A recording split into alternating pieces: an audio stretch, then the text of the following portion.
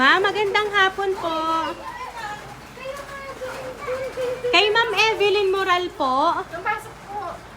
Ay, pwede mo bang dito na lang po sa labas? Kasi naulan mo. Masakit na nga pa ako. Ano ba? Kailangan namin nag-usap na kayo ni Tito. Oo nga. Ay, hindi masakit nga pa ako. Paano ba ako dalaw? Kayo. Ay, Ma'am, magandang hapon po. Ay. Ma'am, regarding lang po doon, Ma'am, sa motor, alam niyo na daw po, Ma'am, na kukunin na po ngayon. Ay, pero, Ma'am, na-inform din po ba kayo, Ma'am, na may choice po kayo? Kung hindi niyo daw naman po ipapadala yung motor, ay di kayo, Ma'am, ay magbibigay ng 10,000 para lang po hindi mabatak yung Dito motor. na ninyo. Dadalhin na lang po.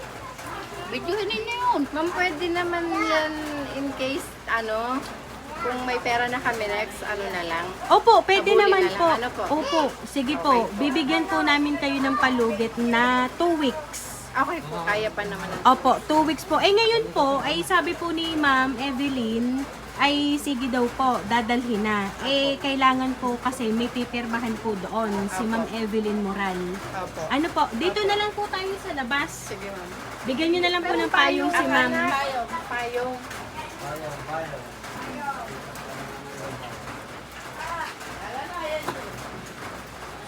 Doon pa, hindi pa din. Doon nga, mami. Opo, hindi kasi Ma'am pwedeng dalhin dyan, Ma'am. Kasi kayo daw, Ma'am, dito yung Yan ang suotin niyo, May. mag-open, Ma'am, dito, Ma'am, sa likod ng sasakyan. Anak pa yung anong inay, anak.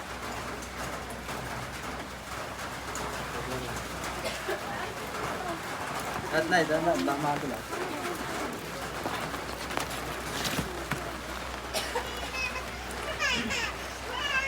Ayan, so ganito na lang, Ma'am. Kung ipapadala nyo na po yung motor, ay di pirma na lang po kayo dito. Ano po, dito po sa aking bubuksan na ito.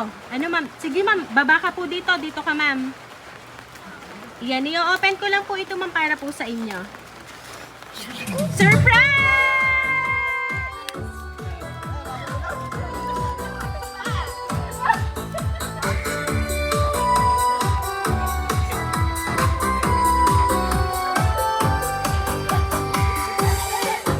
Happy birthday to you.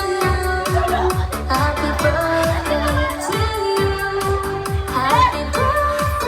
Happy birthday, and let's celebrate tonight. Happy birthday to you. Happy birthday to you. Babasahin ko lamang po ang mensahe po ng nagpahatid po ng sorpresa para po sa inyo. Sa pinakamamahal naming Inay, happy birthday po. Nawa po ay pagkalooban pa kayo ng mahabang buhay at marami pang kaarawan. Malayo man po ako sa inyo ngayong kaarawan ninyo, sana po ay napasaya namin kayo sa aming munting sorpresa. Hindi ko man po araw-araw sinasabi ang aking pasasalamat sa lahat ng sakripisyo niyo sa amin. Nasa puso at isipan ko naman po iyon at gagawin ko po ang lahat para makabawi sa inyo. Palagi po kayong mag-iingat dyan sa bawat araw. Huwag na po kayong masyadong magkikilos dyan sa bahay at baka po iyan ay makasama pa sa inyong kalusugan. Palagi niyo pong tatandaan na mahal po namin kayo. Oops, huwag lang iiyak, babawiin namin yung regalo namin, Inay. Joke lang, I love you, Inay. And happy birthday po ulit. Stay healthy and God bless. Nagmamahal ang inyong anak, Mark. Ayan. So, ma'am, ang inyo pong anak na si Sir Mark ang nagpahatid ng sorpresa pong yan para po sa inyo. So, ngayon, ma'am, ano po ba ang inyo pong gustong sabihin kay Sir Mark, bagamat wala po siya kasi nasa barko po siya ngayon. Ano po ba ang gusto niyo pong sabihin para po sa inyong anak na si Sir Mark sa handog po ng sorpresa niya para po sa inyo, ma'am? Maraming salamat po. Hindi ko po sapat makalain na akong gaganituin.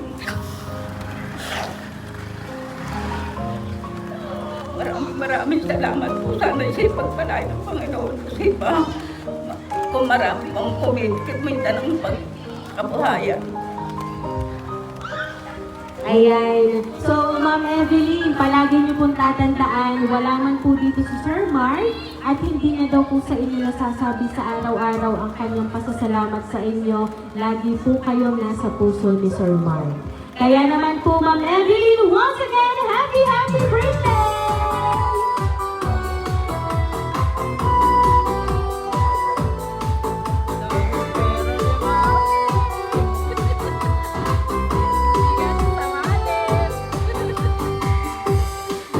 Ayan, at dahil na 73rd birthday mo, Ma'am, maawitan ka po namin ng happy birthday.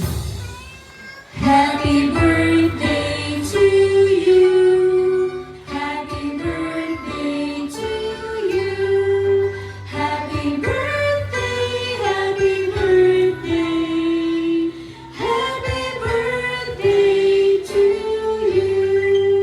Ayan, sabay-sabay po tayong lahat. Happy birthday to you. Happy birthday to you.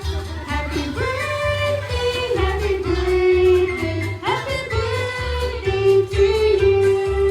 Ayan, so Ma'am Evelyn, make a wish po on your 73rd birthday and then blow the candle now. Mami, anong wish niyo?